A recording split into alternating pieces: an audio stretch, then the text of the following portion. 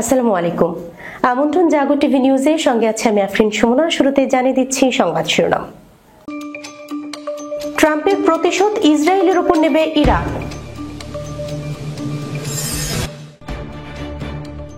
মার্কিন F-16 যুদ্ধ বিমান ও ড্রোন লক্ষ্য করে ইয়েমেনি যোদ্ধাদের ক্ষেপণাস্ত্র হামলা।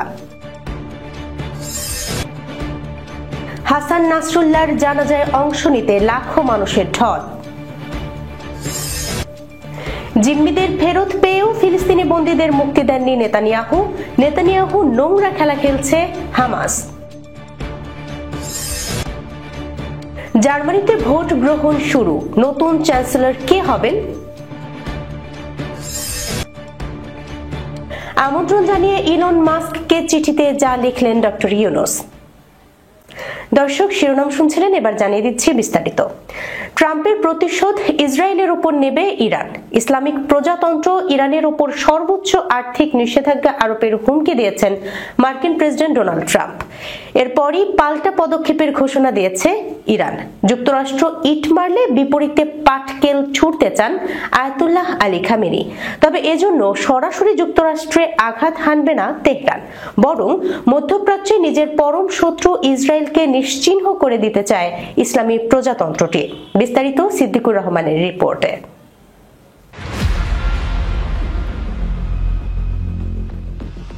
ট্রাম্প ক্ষমতায় আসার আগে গত বছর 2 দফা ইসরায়েলে বড় ধরনের হামলা চালায় ইরান। দুবারই আকাশপথে চালানো এই হামলায় অপ্রস্তুত হয়ে গিয়েছিল ইসরায়েল। এমনকি ইসরায়েলকে বাঁচাতে এগিয়ে আসে বহুজাতিক বাহিনী। তারপরেও ইরানের হামলা ঠেকানো যায়নি। ইরানের আগ্রাসী পদক্ষেপে আতঙ্কিত হয়ে পড়ে ইসরায়েল। তবে গেল বছর জানুয়ারিতে ট্রাম্প দ্বিতীয় মেয়াদে যুক্তরাষ্ট্রের প্রেসিডেন্টের দায়িত্ব নেওয়ার পর ভরসা ফিরে পান নেতানিয়াহু। অন্যদিকে ইরান থেমে আছে এমনটাও নয়। দেশটির ইসলামী বিপ্লবী গার্ড বাহিনীর জেনারেল ইব্রাহিম জব্বারির ভাষায়, উপযুক্ত সময় অপারেশন ট্রু প্রমিস 3 চালাবে তারা। এতটা নিখুঁত ও বড় পরিসরে এই হামলা চালানো হবে যা ইসরায়েলকে গুঁড়িয়ে দেওয়ার জন্য যথেষ্ট হবে। এদিকে ইরানের এমন হুঙ্কারে চুপ বসে নেই ইসরায়েলও। দেশটির পররাষ্ট্রমন্ত্রী গিদেওন স্যার ইরানকে লক্ষ্য করে পাল্টা হুমকি দিয়েছেন। বিশেষজ্ঞরা বলছেন, ইরানের পক্ষ থেকে গণহত্যার এই হুমকি গুরুত্বের সঙ্গে নেওয়া উচিত। ইরান ও তার মিত্র ফিলিস্তিনি যোদ্ধাদের হুমকি গুরুত্বের সঙ্গে নেওয়া হলে 7 অক্টোবরের হামলা ঠেকানো যেত। শুধু ইসরায়েলকে গুঁড়িয়ে দেওয়াই নয়, ইরানের মিত্র ইয়েমেনকেও যুক্তরাষ্ট্র কিছু করতে পারবে না বলে হুঁশিয়ারি উচ্চারণ করেছেন জব্বারি। এর আগে ট্রাম্প ইয়েমেনের বিদ্রোহীদের দেখে নেয়ার হুমকি দিয়েছিলেন। নিজের ক্ষমতার প্রথম মেয়াদে একেবারে শেষ দিকে এসে ইরানের শীর্ষ সামরিক কর্মকর্তা জেনারেল কাশেম সোলাইমানিকে হত্যার নির্দেশ দিয়েছিল ট্রাম্প। 2020 সালের ওই ঘটনার পর ইরান ট্রাম্পের ওপর ব্যাপক ক্ষুব্ধ হয়। ফক্স নিউজ এক প্রতিবেদনে বলছে, ইরাক যুদ্ধে নিহত হওয়া যুক্তরাষ্ট্রের 6 শতাধিক সেনার মধ্যে 17% মৃত্যুর পেছনে সোলাইমানির ভূমিকা ছিল।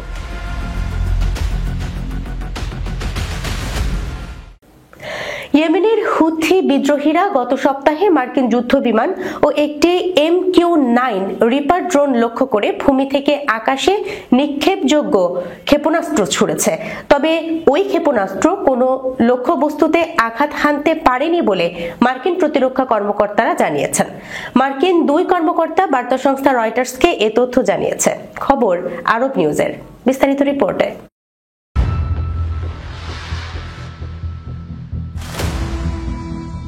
সূত্রের বরাতে জানা গেছে, হুতিদের ক্রমাগত হামলার বিরুদ্ধে ব্যবস্থা নিতে ট্রাম্প প্রশাসন বিভিন্ন বিকল্প পর্যালোচনা করছে। এর মধ্যে হুতিরা মার্কিন যুদ্ধবিমান ও ড্রোনে হামলা চালালো। হুতিদের ক্ষেপণাস্ত্র হামলা নিয়ে নাম প্রকাশ না করার শর্তে একজন মার্কিন কর্মকর্তা বলেন, বিমানটিকে লক্ষ্য করে লোহিত সাগর থেকে নাকি ইয়েমেনের অভ্যন্তর থেকে হামলা চালানো হয়েছে সে সম্পর্কে স্পষ্ট কিছু জানা যায়নি। তিনি আরও বলেন, এর মাধ্যমে হুতি বিদ্রোহীদের সক্ষমতা প্রকাশ পাচ্ছে। ইরান সমর্থিত গোষ্ঠী হুতিদের নেতৃত্ব দানকারী আব্দুল মালিক আল হুথি গত 21 ফেব্রুয়ারি টেলিভিশনে দেয়া বক্তব্যে বলেন, যুক্তরাষ্ট্র ও ইসরায়েল যদি জোরপূর্বক গাজা থেকে ফিলিস্তিনিদের বিতাড়িত করতে কাজ করে, তাহলে লোহিত সাগরে মার্কিন জাহাজকে লক্ষ্য করে ক্ষেপণাস্ত্র এবং ড্রোন হামলা চালানো হবে। এক নির্বাহী আদেশে ট্রাম্প উল্লেখ করেছেন, আঞ্চলিক অংশীদারদের সঙ্গে মিলে হুতিদের সামরিক সক্ষমতা ধ্বংস, তাদের অর্থায়ন বন্ধ এবং মার্কিন সামরিক ও বেসামরিক নাগরিকদের, মিত্রদের ও লোহিত সাগরে বাণিজ্যিক জাহাজের উপর তাদের আক্রমণ বন্ধ করা এখন মার্কিন নীতির লক্ষ্য।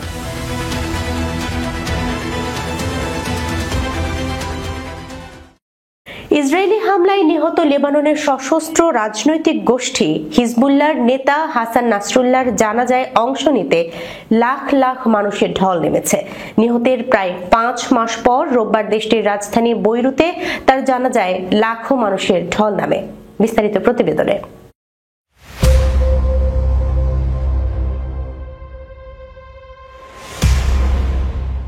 ইসরায়েলের সঙ্গে কয়েক দশকের সংঘাতের মাঝে শিয়া মুসলিম গোষ্ঠীর নেতৃত্বাধীন নাসরুল্লাহকে হত্যার ঘটনায় দুর্বল হয়ে পড়েছে হিজবুল্লাহ।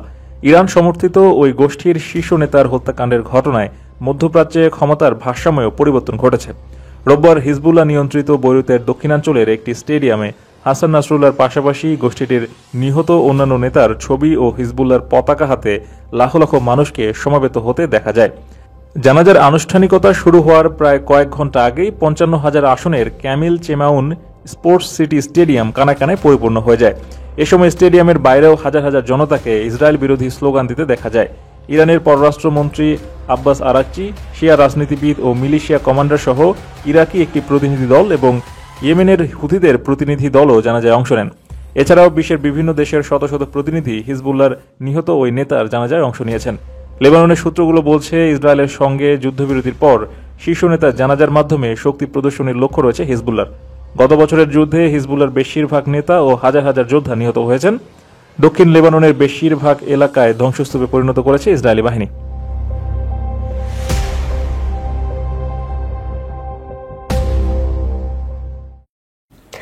গাজা যুদ্ধবিরতি চুক্তি ভণ্ডুল করতে নেতানিয়াহু নোংরা খেলা খেলছে বলে মন্তব্য করেছেন ফিলিস্তিনের স্বাধীনতাকামী গোষ্ঠী হামাস।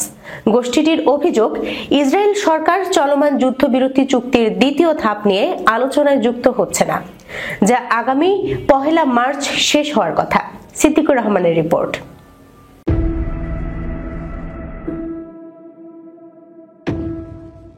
শনিবার আল জাজিরাকে দেওয়া এক সাক্ষাৎকারে হামাসের রাজনৈতিক শাখার জ্যেষ্ঠ সদস্য বাসেদ নাইম এই অভিযোগ করেন।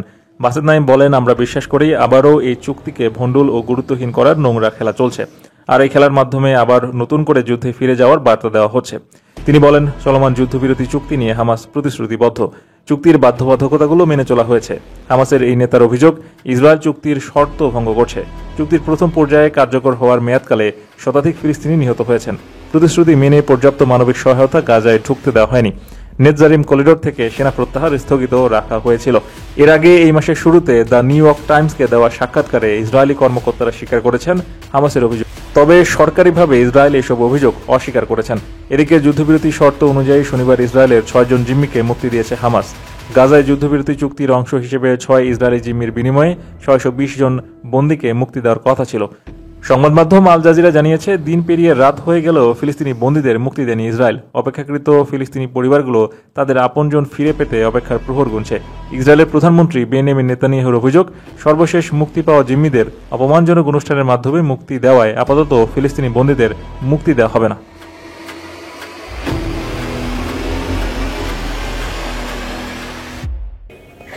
বাংলাদেশি শুনলেই বাড়তি কদর করছে পাকিস্তানিরা। অনিন্দ সুন্দর পাকিস্তান, তবে শুধু সৌন্দর্যই নয়, আরো একটা বিষয় স্বীকার করতেই হবে। রাজধানী ইসলামাবাদের রাস্তা এতটাই পরিচ্ছন্ন যে কল্পনাও করা যায় না। তার উপর পুরো শহরে নেই কোনো পাবলিক ট্রান্সপোর্ট। এজন্যই যেন সেই সৌন্দর্য বেড়ে গেছে বহুগুণে। হোটেল থেকে শুরু করে প্র্যাকটিস গ্রাউন্ড, যে রাস্তা ধরে বাংলাদেশ দল যাবে তার পুরোটাই নিরাপত্তার ছায়াতলে। বিস্তারিত প্রতিবেদনে।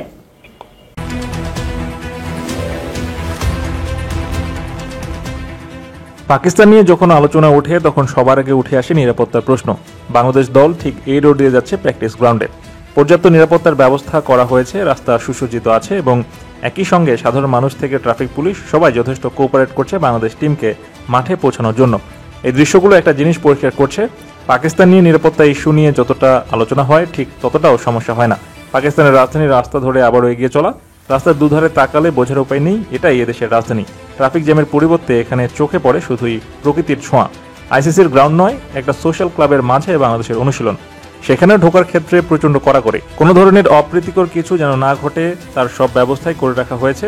এখানে মূল সমস্যা হয়ে গেছে, যারা দায়িত্বে আছেন তারা কিছু ইংরেজি না বোঝার কারণে আসলে কমিউনিকেশন সমস্যা হচ্ছে এবং একই কারণে মাঠে কে ঢুকতে পারবে কে ঢুকতে পারবে না এ নিয়ে একটা জটিলতা তৈরি হয়েছে। কিন্তু নিরাপত্তার যে ব্যাপারটা বলা হচ্ছে, তারা কিন্তু নিরাপত্তা দেওয়ার সর্বোচ্চ চেষ্টা করছে বাংলাদেশ ক্রিকেট টিমকে। বাইরে যেমন নিরাপত্তা, ক্লাবের ভেতরেও একই। সব দেখে অভিভূত বাংলাদেশ থেকে আসা সংবাদকর্মীরা। এই চ্যাম্পিয়ন্স ট্রফির আগে যেভাবে আসলে পুরো সিকিউরিটি ব্যবস্থা সাজিয়েছে, সেখানে স্যালুট তাদের দিতেই হয়। আমরা দেখেছি লোকাল সাংবাদিকরাও কিছুটা প্রবলেম ফেস করেছেন, যারা এখনও কাট কালেক্ট করতে পারেননি।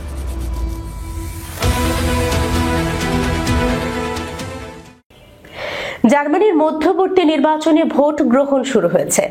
এই নির্বাচনে সাধারণ জনগণ তাদের প্রতিনিধিদের নির্বাচন করবেন, যারা আগামী 4 বছর জার্মান সংসদে দায়িত্ব পালন করবেন।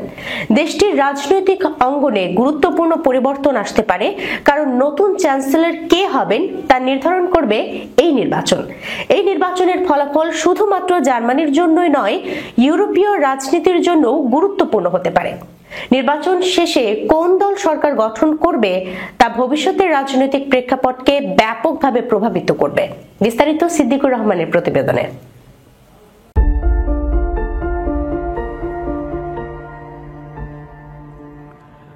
রোববার স্থানীয় সময় সকাল 8টা থেকে ভোট গ্রহণ শুরু হয়ে বিকেল 6টা পর্যন্ত চলবে। এটি মূলত এসপিডির নেতৃত্বাধীন জোট সরকারের ভেঙে যাওয়ার পর অনুষ্ঠিত একটি মধ্যবর্তী নির্বাচন। এই নির্বাচনটি জনগণের দৃষ্টি আকর্ষণ করেছে, কারণ বর্তমান সরকারের পতন এবং সিডিইউ শক্তিশালী অবস্থানে থাকায় চ্যান্সেলর নির্বাচনে কোন দলের প্রভাব কতটা বাড়বে তা নিয়ে আলোচনা চলছে। জনমত জরিপে দেখা গেছে সিডিইউ ও তাদের বাভারিয়ান সহযোগী সিএসইউ দল এগিয়ে রয়েছে। তাদের কট্টর ডানপন্থী দল এএফডির তুলনায় 10% বেশি জনপ্রিয়তা রয়েছে। তবে অন্যান্য দল যেমন এসপিডি ও সবুজ দল তৃতীয় ও চতুর্থ অবস্থানে রয়েছে। এই মধ্যবর্তী নির্বাচনে সিডিইউ সিএসইউর চ্যান্সেলর প্রার্থী ফ্রিডরিখ মর্জ বর্তমান চ্যান্সেলর ওলাফ শলসের তুলনায় বেশ জনপ্রিয় হয়েছেন। শলসের জনপ্রিয়তা কমে যাওয়ায় মর্জের সম্ভাবনা বৃদ্ধি পেয়েছে। জার্মানির নির্বাচনে ভোটাররা সরাসরি চ্যান্সেলর নির্বাচন করেন না, বরং সংসদ সদস্যদের নির্বাচনে অংশ নেন। কোন দল একক সংখ্যাগরিষ্ঠতা না পেলে সর্বাধিক আসনপ্রাপ্ত দল সরকার গঠনের চেষ্টা করেন। সাধারণত সংখ্যাগরিষ্ঠতা অর্জনকারী দলের প্রধান তাদের চ্যান্সেলর প্রার্থীকে মনোনীত করেন। বর্তমান পরিস্থিতিতে সিডিইউ দলের ফ্রিডরিখ মর্জ এই নির্বাচনে প্রধান প্রার্থী হিসেবে শীর্ষে রয়েছেন। সূত্র দ্য ইকোনমিস্ট, ডয়েচে ভেলে।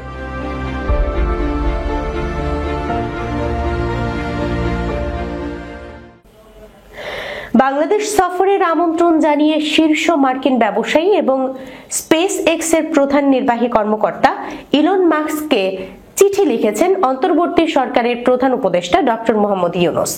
গত 19 ফেব্রুয়ারি ইলনকে চিঠি পাঠানো হয়। এতে ডক্টর ইউনূস ইলন মাস্ককে 90 কার্যদিবসের মধ্যে স্টারলিংক স্যাটেলাইট সেবা চালুর আমন্ত্রণ জানিয়েছেন। আজ রোববার এসব তথ্য জানায় প্রধান উপদেষ্টার প্রেস উইং। বিস্তারিত রিপোর্টে।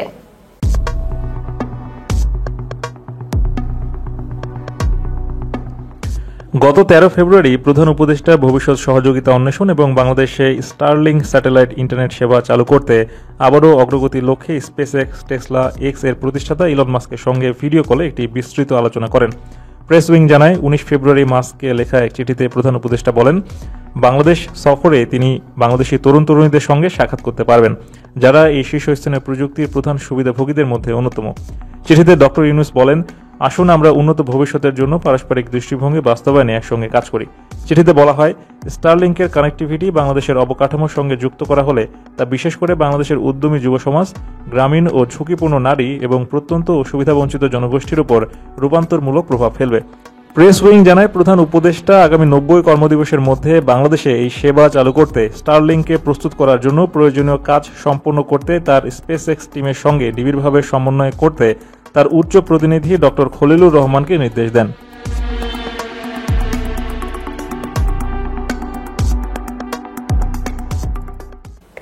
দর্শক, এই ছিল এখনকার মতো জাগো টিভি নিউজে। যাবার আগে সংবাদ শিরোনামগুলো জানিয়ে দিচ্ছি আরো একবার।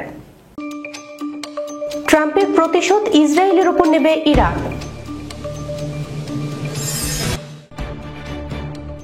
মার্কিন F-16 যুদ্ধ বিমান ও ড্রোন লক্ষ্য করে ইয়েমেনি যোদ্ধাদের ক্ষেপণাস্ত্র হামলা। হাসান নাসরুল্লাহর জানাজায় অংশ নিতে লাখো মানুষের ঢল। জিম্মিদের ফেরত পেয়েও ফিলিস্তিনি বন্দীদের মুক্তি দেননি নেতানিয়াহু নোংরা খেলা খেলছে হামাস। জার্মানিতে ভোট গ্রহণ শুরু, নতুন চ্যান্সেলর কে হবেন? আমন্ত্রণ জানিয়ে ইলন মাস্ককে চিঠিতে যা লিখলেন ডক্টর ইউনূস। এখনকার মতো এই পর্যন্তই। এতক্ষণ সঙ্গে থাকার জন্য ধন্যবাদ সবাইকে। আল্লাহ হাফেজ।